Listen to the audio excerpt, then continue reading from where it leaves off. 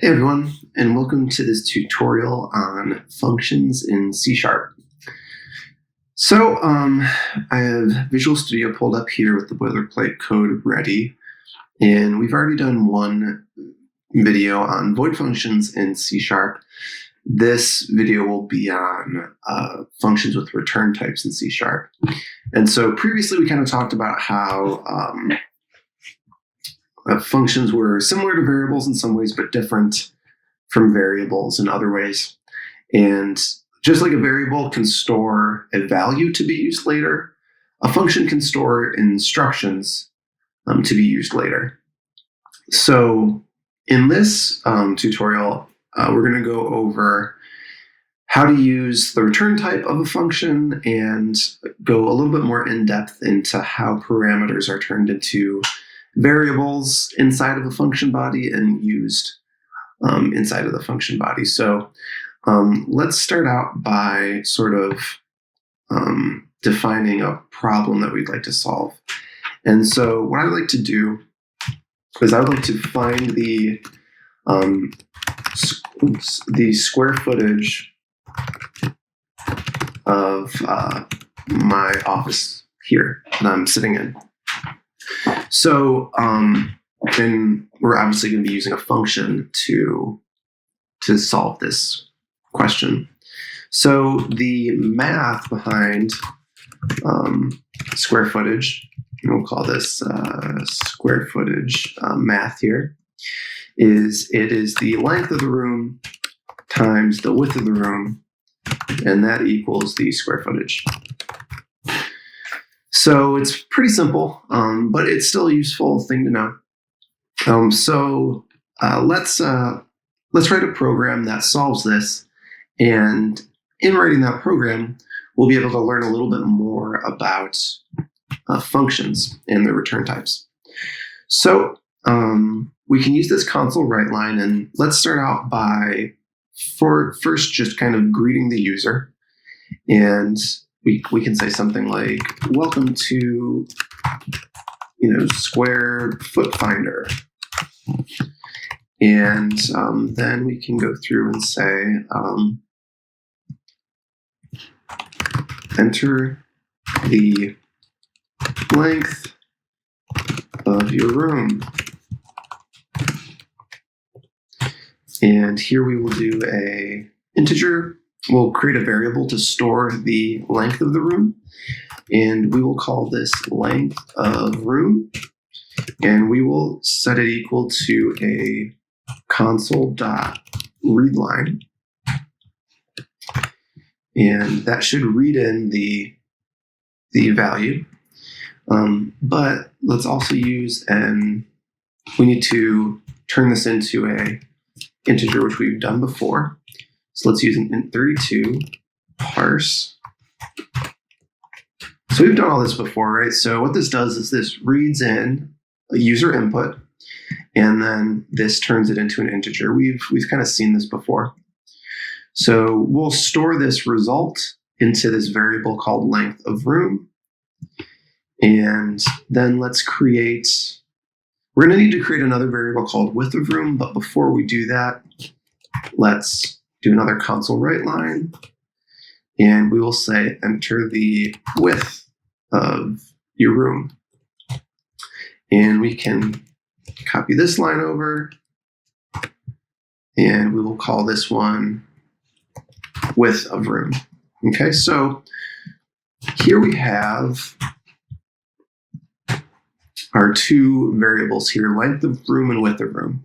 So now we have the parameters that we need to pass into our function. So let's create our function, and our function will return an integer, right? Because we're taking the length, we're multiplying it by the width, and then we're going to return the square feet of the room. And we will call this function we'll just foot finder. So we'll call the function's name will be square foot finder. We'll create a space for our parameter list here. and we'll say parameters. And then we'll do an opening curly brace and a closed curly brace. And so this is where our function body is. And so our, instructions go here. And so let's talk a little bit about a return value. So here you can see that we've defined a type here of integer. So before, in our previous tutorial, we had the type of void because we were returning nothing. So void for functions means that the function will have no return type, no return value. This integer type here means that our function will return an integer. So whenever you call square foot finder and you provide the necessary parameters, square foot finder will take in the parameters it needs and it will produce an integer after running its instructions. So up here, I'm going to define a return value. So return value is very simple. It's the value that a function returns after completing some set of instructions.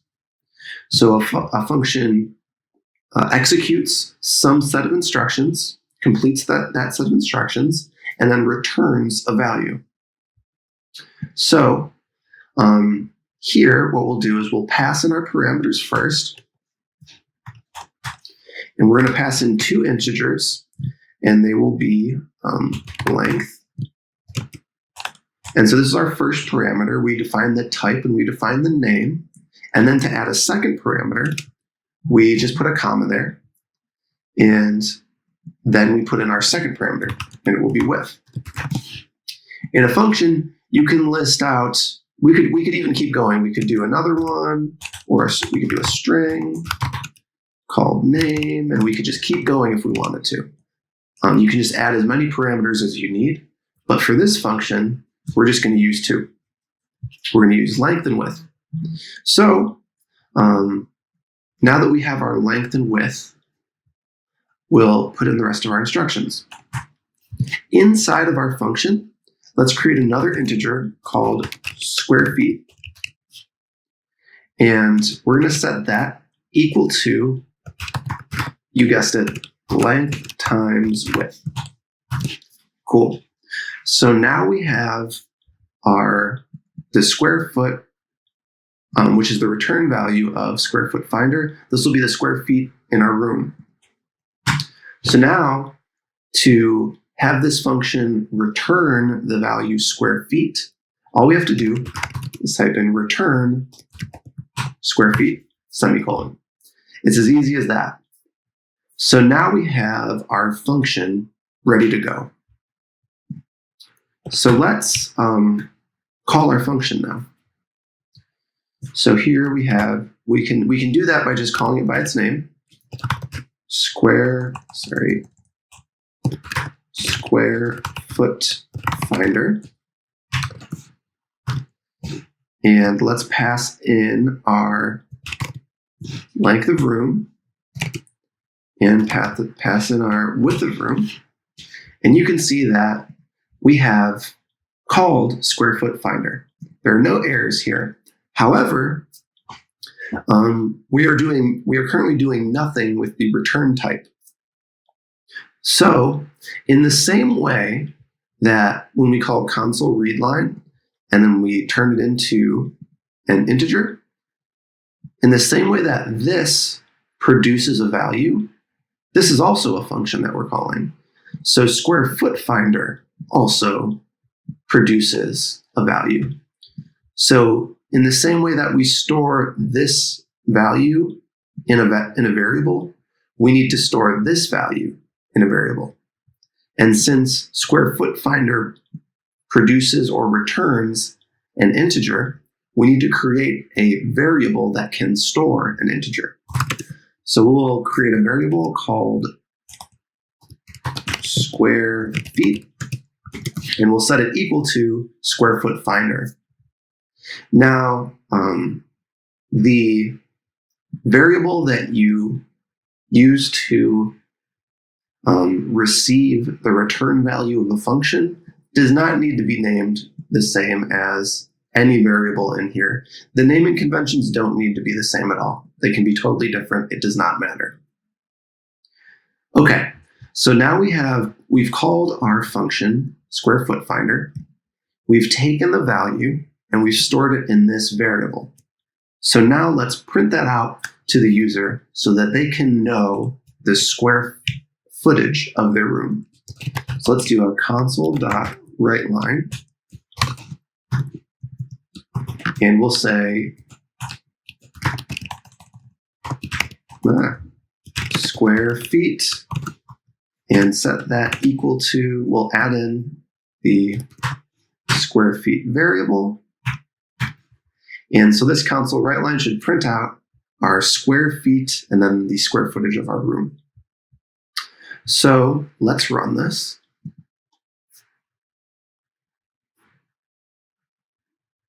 Cool, welcome to Square Foot Finder. Enter the length of your room. So this room is, I believe, 9 feet long. Enter the width of your room, and I believe the width of this room is about 10 feet. So square feet equals 90. Cool, so you can see, and that's correct, 9 times 10 is 90, so you can see that we've called the square foot finder function, and we've stored it in this variable, and we've printed it out right here. Perfect. I'd like to discuss one more thing, and that's how functions take in the parameters, turn them into variables, and then use them. And to do that, what I'd like to do is I'll set a breakpoint here, and depending on the development environment you're using, you might not have the ability to use breakpoints, but in Visual Studio, I do have the ability to do that. In .NET Fiddle or other programs, you might not have the ability to do this. So what I'm going to do is I am going to put a breakpoint inside of our function here, and I'm going to put a breakpoint in our console.writeLine here. Actually, I'll put it in right before we call our function right here. Okay, so let's run it. Awesome. So here we have our console that has sorry, I'm trying to grab this. There we go, to make this a little bit bigger so we can see easier. All right, cool. So here we have, welcome to Square Foot Finder, enter the length of your room. I'll do 9 again, and I'll enter the width of my room as 10 again. And now we've stopped the execution of our program right here. So we're about to call our function here. So let's look at our variables, length of room and width of room. We can see them down here. Length of room is 9 and width of room is 10. Right now, our square feet variable is nothing because we haven't executed our function yet. So what I'll do is I will step through into our function, and now we're inside of our function. So what this is doing when I press this button is it's just executing the next instruction in our code. And so every time I press this button up here, it'll execute the next instruction. And we can look down here to see the value of our variables in our program. So we're currently inside of our function. So we're inside of Square Foot Finder. And as we see up here, we passed in the variables length of room and the variables width of room. Inside of our function, as we see, when we pass in a value into the function, if it's the first parameter, as it is here, inside the scope of our function, this first parameter is called length, right? So even though outside of the scope, our variable here is called length of room, once we pass it into our function as this first parameter, in here, it's called just length, right? And the same goes for width. Outside of our function, it's called width of room, but inside of our function, it's called width. So I'm going to step over this line. And we can see that we're inside of the function, and now we have length is equal to 9 and width is equal to 10. So what happened was the computer took length of room, which is a variable that we created up here, and it took a copy of that and substituted it for our length variable right here. And so it took this copy and put it into this variable. With width of room, it took a copy of width of room and put it into the width variable here. And inside of this scope, we're using those copies for our instructions. So inside here, we take the copy of length of room that is in our length variable, and we multiply it by the copy of width of room, which is in our width variable. And we take those two things, we multiply them together, which produces our result, which is our square footage result, and we store that result in our variable square feet. Then we take that square feet variable and we return it.